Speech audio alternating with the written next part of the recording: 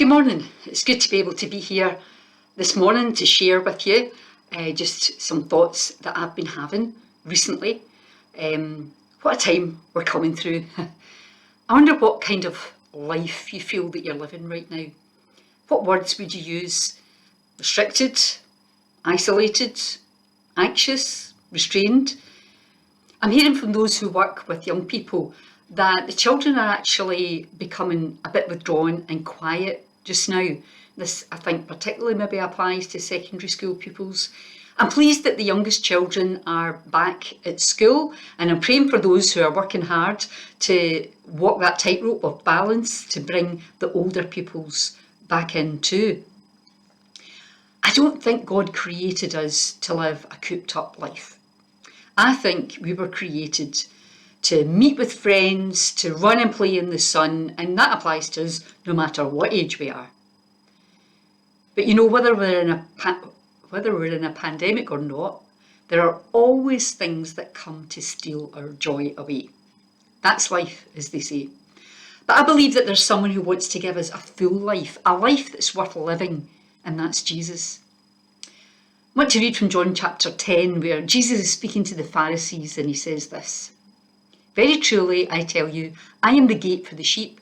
All who have come before me are thieves and robbers, but the sheep have not listened to them. I am the gate.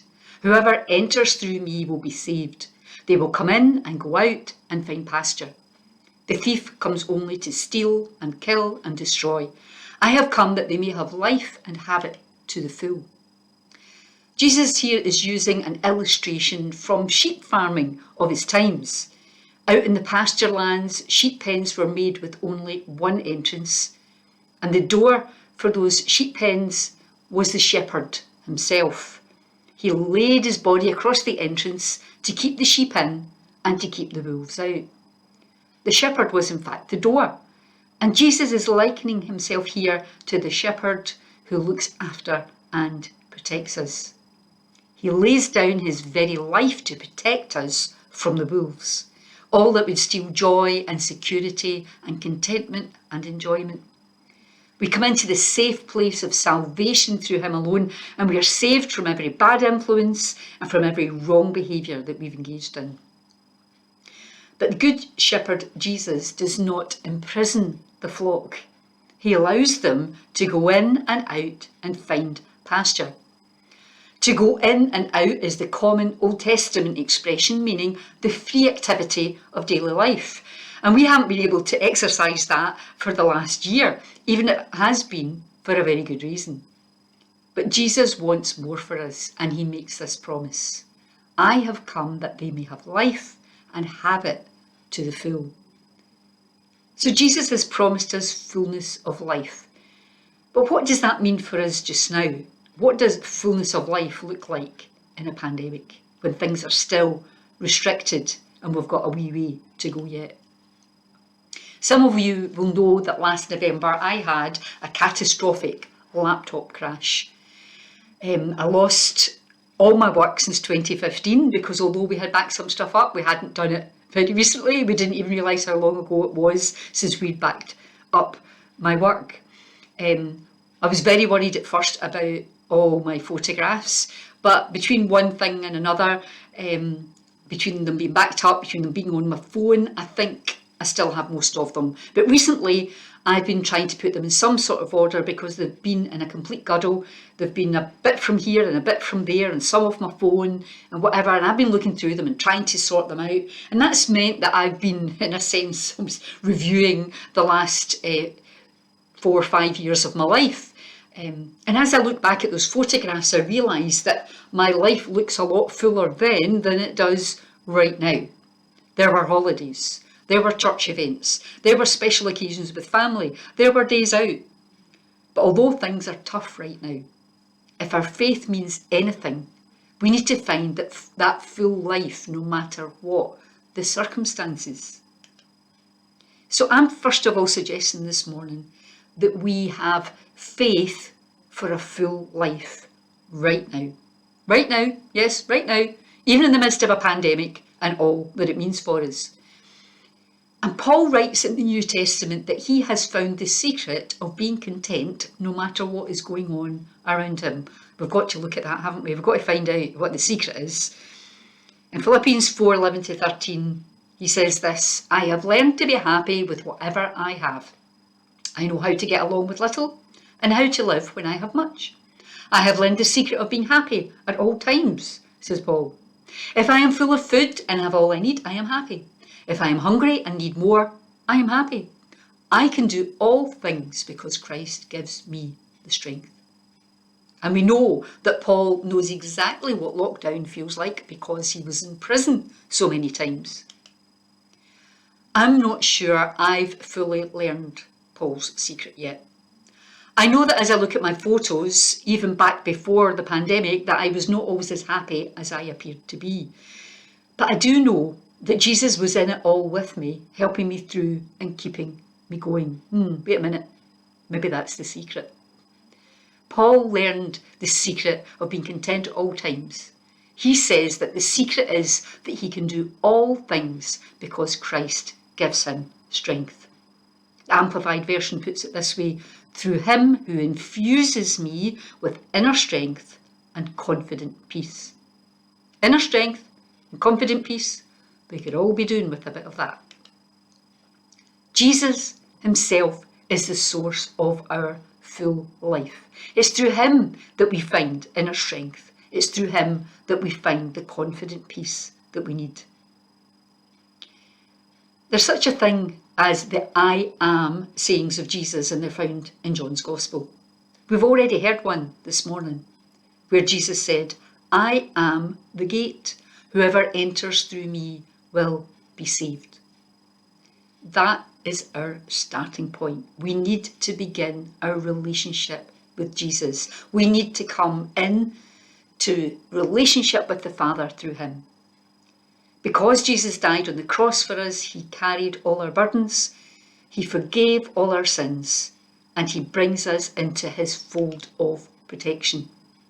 Here's another I am saying of Jesus. I am the bread of life. Whoever comes to me shall not hunger. Whoever believes in me shall never thirst. As we continue with him, he feeds our souls. He waters our dry hearts through his Spirit. He fills that emptiness inside. And here's a third I am saying of Jesus. He says, I am the light of the world. Whoever follows me will never walk in darkness, but will have the light of life. And as we walk with him, he guides us in the way that we should go, as we read his word, as we trust others in his family, and as we allow his Spirit to lead. And even in the darkest of days, he provides for us. Here are some lovely, familiar words from Psalm 23. You prepare a table before me in the presence of my enemies. And the meaning here, the richness of language in the original is it's a banquet. You prepare a table, you prepare a banquet before me in the presence of my enemies. You anoint my head with oil, my cup overflows. Surely your goodness and love will follow me all the days of my life, and I will dwell in the house of the Lord forever. You know, I've watched people in our church family go through so much. Bereavement, marriage breakup, chronic illness and disability, cancer, family problems. And I've been blessed time and again as they've demonstrated the way that Jesus keeps preparing a table for us in the presence of the enemy in the worst times of our lives. I've seen them suffer, but in their suffering, they've clung to the old rugged cross. They've emerged, maybe a bit bruised and battered, but still standing with the one who poured out his love for them there. This is life in all its fullness. Someone who's full of life has increased energy to meet the demands of life. Someone who is full of life has stamina to keep going even when it's tough. Someone who is full of life keeps sharing that life with others in spite of rejection. Someone who is full of life finds a way to get things done against the odds. Someone who is full of life finds joy and the ability to laugh when things are against them. I want life in me like that, and the source of that kind of life is Jesus. His Spirit in us, giving what we need not just to survive, but to thrive. So Jesus has given us fullness of life, a life worth living, right here and now, no matter what the circumstances. He prepares a table for us in the presence of our enemies. But he also, provides a full life for us, going forward and forever. This present crisis will not go on forever. This way of living, these current restrictions, will at some point come to an end. Jesus not only gives us a fullness of life for right now, he promises us hope and a future. Apparently one of the most Googled Bible verses in the whole of lockdown has been this verse from Jeremiah 29. Verse 11, for I know the plans I have for you, declares the Lord, plans to prosper you and not to harm you, plans to give you hope and a future. It's a bit hard right now to look ahead and see what kind of future we might have. But God is always working by his Spirit for our good and for our healing. I remember being taught as a nurse that the body tends towards healing. And I believe this reflects the heart of God as we look to our future beyond this present crisis. As we trust him, he's guiding us into the future he has for us in this life and the next. Jesus is the source of that wonderful future, both now and forever. Here's my last I am saying of the day from John 11. I am, says Jesus, the resurrection and the life. Whoever believes in me, though he die, yet shall he live. And everyone who lives and believes in me shall never die. Because of the cross, there was resurrection. Because Jesus was raised, we will be too.